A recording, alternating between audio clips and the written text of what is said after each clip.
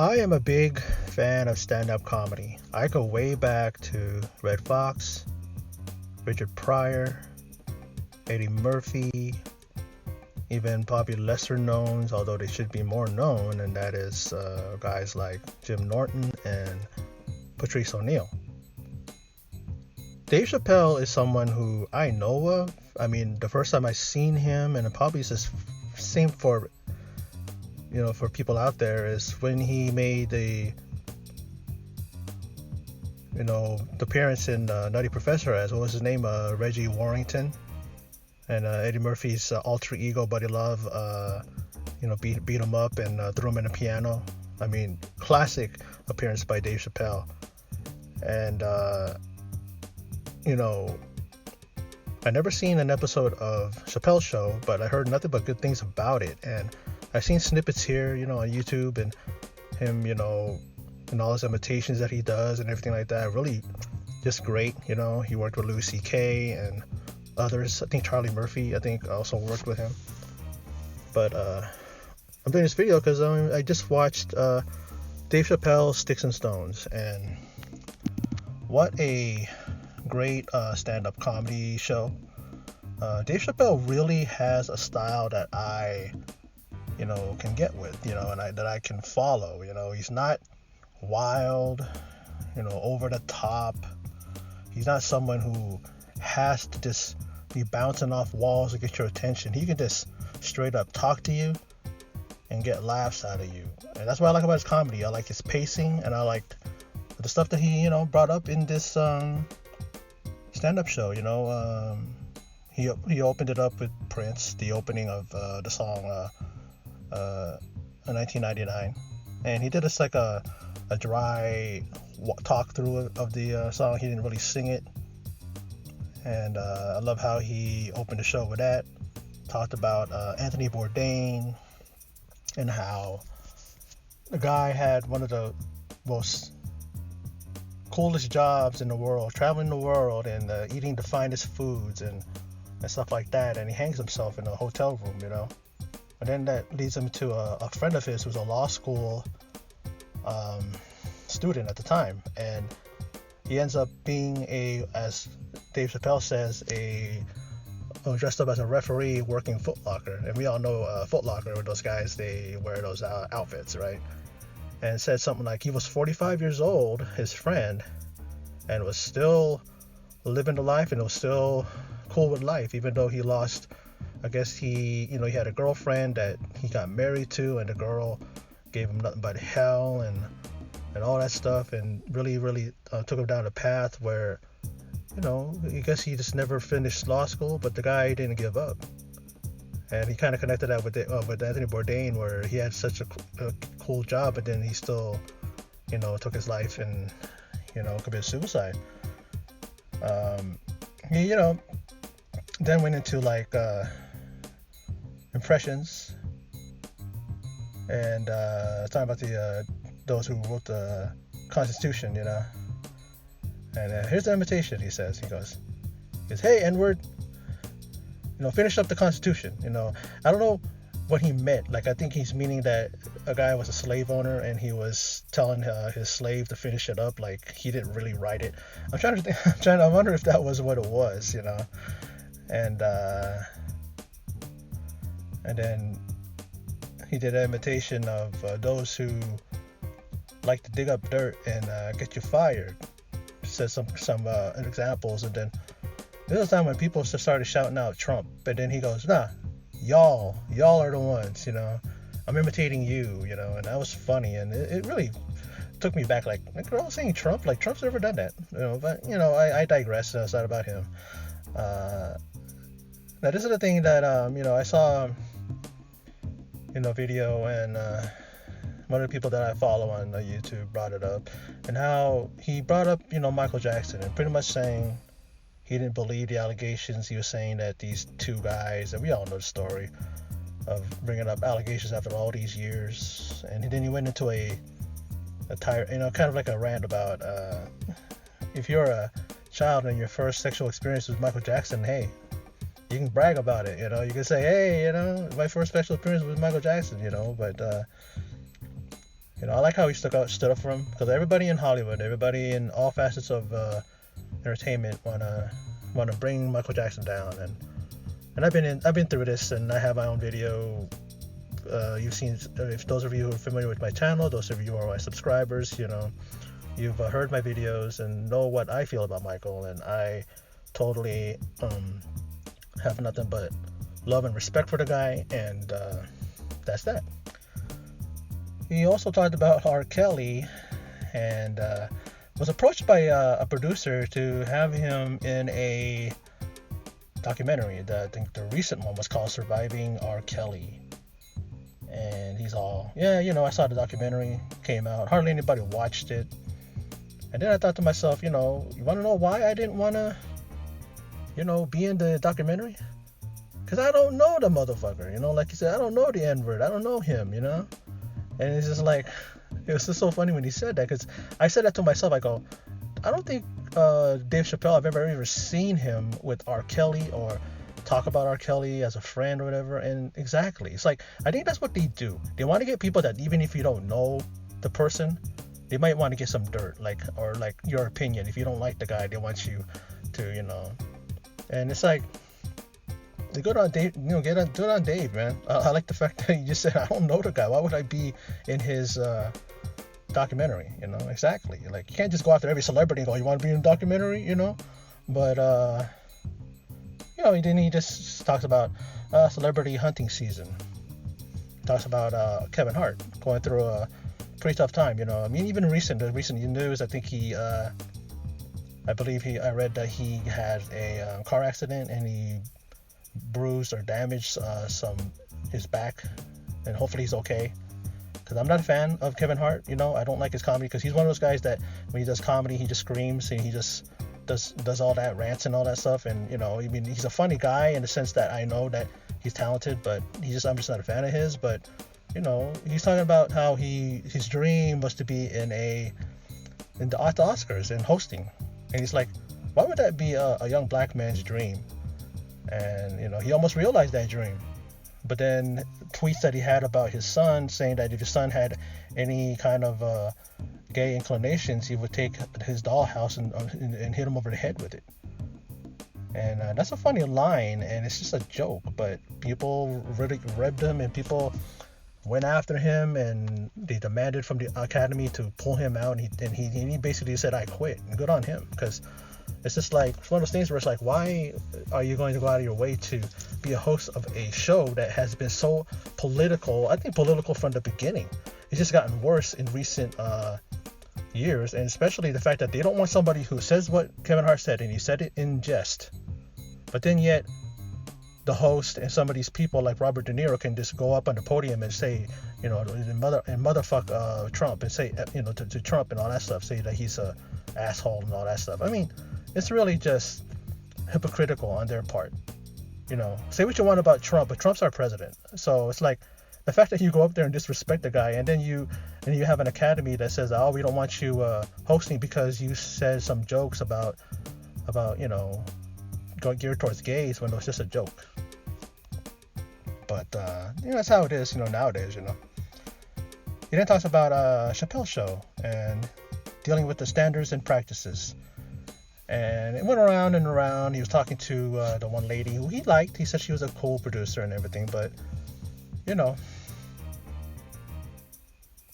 it's like he talked to the girl, and he's like, how come I can't say the F word, faggot, but then I can say the N word, And then she says to him, oh, you can't because, you're not gay. But then Chappelle says, well, I'm not an N-word, which is so funny because, a lot of people, that's a derogatory word towards, the black people. And it's like, that's not what I am. But then, it's okay for, them to call each other that, or, stuff like that, So I like how Dave Chappelle brought that up. I like how he worded it, and I just love his banter and the way he talks. It's just so honest. And he's a guy that doesn't let other people tell him what to do or what to say. And he even admits it. He said, yeah, this might get me in trouble again. But this is the guy, remember that this guy walked away from $50 million deal, and walked away from his show as well. So the guy is just all about himself in the sense that he wants to do what's best for him, and he doesn't care obviously about money or what somebody's going to tell him to say or do. So good on him. Now then he goes into what we call the alphabet people, and we all know who the alphabet people are, right? Like with him, it's like the L's and the B's and the G's, but then he says he's friends with the L's, the B's, and the G's, but the Q's can't stand them. And then the cell phone goes off in the audience, and then he just rips into the guy for a bit, and then he goes, you know what, man, it'd be funny if he goes out there and then he finds out his mom died, and then he's all crying and stuff, and then it's the way he said it was hilarious. It was just so funny. And then he describes, that they're not the same group, but they ride in a car together. The lesbians, the bisexuals, and the gays. And then he says that the Qs are like a hitchhiker in booty shorts that they pick up on the road, and the LBs and the Gs are like, and LBGs and the Ts are like jealous of him because he can just pick anyone. And they're disgusted by him because of the fact of what the Qs are. And that was funny. I loved what he was talking about. It's just so hilarious, And then he makes a great analogy of being a Chinese born in a black man's body. Let's say that's an example, right? And he's making a Chinese face because he knows that, that's what he has to be, He wants to show everybody that he's Chinese, and then everybody's offended by it. But then he says, "This is how I feel." It's like what people say. It's like when the LGBTQs, they express who they are, and nothing wrong with that. But they kind of go overboard sometimes. Like they're saying, "This is me," and it goes, "We know it's you. We know that's what you are. You don't have to really put it in our face." And that's what he's saying. He's saying like, "Hey, I'm a Chinese guy born in a black man's body, and I'm going to show you I'm Chinese. Hey, look at me." And that's how he's trying to show like how exaggerated it is and how over the top it can get. When it's like if that's who you are, that's who you are. You don't have to really force it or show it so out there, and like that. I mean, be proud of who you are, but he's just trying to say that, I just love how he worded that. It was really funny. And then then he just was talking, and then he gets around the fact of how equality, right? It says if men and women are equal, there would be no WNBA. The little thing about it with LeBron James said that, what if he decided to be a woman one day? And he goes into the WNBA and he scores 840 points a game. It's like hilarious when he said that. And then he said if they were equal, the men and women, there would be no WNBA. They would play in the NBA. And I know some women, and I've seen some women that can play ball, even some in WNBA. When I used to watch it in the first few years, I'm pretty sure that these ladies, they look like they could play in the NBA. And you would think by now they would have some prospects, right? But since they have WNBA, they have no need to put a woman in the NBA. So, there sure are some that can play the game. And I've played with girls that can play ball like a man, like not just like a man, but can ball you, can school you, So, that's the reason why they have WNBA, because I guess they just don't want the women in the NBA, the league. But who knows, And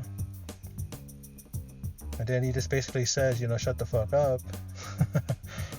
It's really great to hear him say that, because he's just basically saying, enough with what's going on right now. He brought it up, and then he talked about his friend Louis C.K., who I mentioned. He worked with him on Dave Chappelle show. Louis C.K. was a writer. And he basically was just talking about how all that stuff was just silly. It's ridiculous, He's a guy in his own locker room, or not locker room, but own dressing room, own thing. And he decided one day he just wanted to take his, dick out and start masturbating. And the girls there had no issue or problem with it. But then all of a sudden, because of the temperature, but the climate now that's out there, these women all of a sudden said, "Oh, you know what? He made me feel uncomfortable." But I even remember because I used to watch the show, and Louis C.K. would always go on it, And he talked about how they had no issues with, no problems with, but all of a sudden now they do, you know. And he's coming back. He has a stand-up special coming up, according to what Dave said. And I hope he comes back because I'm a big fan of his. And I love this show, Louis C.K., even Lucky Louie on HBO. So I hope he does come back because it's just ridiculous and it's just silly, you know. Then he brings up, he talks about the school shootings and how he got gun. He bought like guns and stuff like that because of an incident he had where some guy, and I believe he's talking about where he lives, and that's in Ohio, in Cleveland. And the guy was this white dude walking across his lawn, and he had a shotgun over his shoulder, you know. And then he said, "Man, this guy is walking on my thing, like that. So I'm gonna go get a gun and stuff like that." And the way he was told, the guy was selling him different bullets, some were like buckshot, and some were like for ducks, and some were like for deer, and this ones right here are good for human beings. And he's like winking at him, like at Dave, and telling him, get this one, and he's just talking about that and the drug addicts, that how now it's heroin. No, now it's like what? Oh yeah, now it's like heroin. White people looking like they're sleeping. How come all these people in this place are sleepy? And then he talks about back in his day it was like cocaine, right? And then he goes into another thing where hilarious, Jussie Smollett, and he's a guy, of course, who made accusations about these white people who tried to hang them, and they were in MAGA hats, and he was talking about how silly and ridiculous it was, and how people were saying how come you guys aren't, people were criticizing the black community, go, how come you're not supporting him, when you should be, you should be behind him, you should be supporting him. And then Dave goes, yeah, we were supporting him with silence because the black community knew he was lying, and they were gonna back him up because his story was just so full of holes. And then you find out it was Nigerian guys that did it, and so it goes to show that even if those people did it, he lied that saying that it was white people. And then they discovered that it was a complete lie. And then now, from what I hear going on Twitter and all that stuff, that now they're saying now that it's real, it's true. I mean, his story was shot, so I don't know why he's trying to come back now and saying that it was true. And I like how he would call him Juicy Smollett, call him a French actor. And the way he was ripping them apart, it was hilarious, And how how he pronounces it is just so funny, man. I could not believe just how good this show was. And Dave Chappelle is funny. I've always thought he was. I thought he was funny from the moment I saw him, like I said, on Nutty Professor. This concert was really a great stand-up show. And Dave Chappelle, man, I tell you, he's ripe for a TV show. He's what we need right now in this politically correct age we live in now. And they need a network that's going to take advantage of him, and meaning not advantage of him, but advantage of his talent and of his comedy, and do not let the higher-ups in Hollywood tell you what to do, because they basically are not practicing or not working in reality when they try to tell you you can't do this, can't do that. This is America, and also the fact that it's comedy, it's comedy. If people can't take a joke, and people can't take what people like Dave Chappelle and all these other comics who are the same type of wavelength when it comes to comedy, like he is, Kevin Hart's like that, all these other guys, and it's like, you got these people that just want to be sensitive to everything that is said. And it's like, if you can't take a joke, if you can't understand these guys are just joking, and they're not saying it with any kind of venom, any kind of just like, oh my God, like it's not, what's that word? But it's like, they're not trying to insult you. They're just making jokes. And if you can't take it, then don't listen to it. You talked about how some people will hear what someone says about something, like, oh my God, you hear what someone said, and then all that people would do is to react and go, oh my God, he said that? Well, I'm gonna file a complaint. But then it's like the person didn't listen to what this comic said or what this actor said. It's just, didn't watch the movie, didn't watch the comedy show. An example of Dave Chappelle. And I like how he just laid everything out. And what I presented in this video is not so like in depth into his show. It's just like I wanted to present to you the subjects he brought up and a little bit of what he said. But y'all should check it out. Go and check out Dave Chappelle, Sticks and Stones on Netflix, and you won't be disappointed. Some of you may not be fans, but check it out. And this guy is very honest, brutally honest, and he basically lays it down and tells you how it is and how it should be. That's how it should be. Don't let people, tie you, bind you, not allow you to say anything, put tape over your mouth.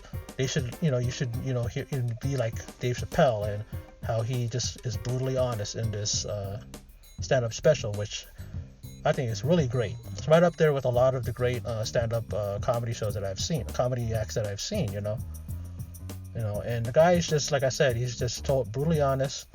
He's very, I like the way he paces his comedy, the way he just lays it out there. He's honest. He don't give a fuck what anybody says, and he doesn't care what, the higher ups or anybody else is gonna think. And he even said, "Hey, I might get in trouble for this," but he says it anyways, right? That's what we need more of in this day and age, because you do that, you don't listen to these people that are telling you what to do, what to say. Those people will go away, and then everybody will have their freedom back to be able to say what they want to say. And look at the context, of what person's saying. Don't just think that he's targeting gay people, he's targeting black people, he's targeting Mexicans, Chinese. Oh my God, this guy is awful. Listen to the context, listen to what is being said, and then maybe you'll go, okay, it's not my type of comedy what he's saying, but he's more than welcome to say what he wants to say. And that's how it should be. But anyway, that's my video regarding Dave Chappelle, Sticks and Stones. That's on Netflix right now. It's a great stand-up comedy special, and y'all should check it out. For those of you who stopped by and watched my video, thank you so much. I appreciate it. And in closing, as always, take care.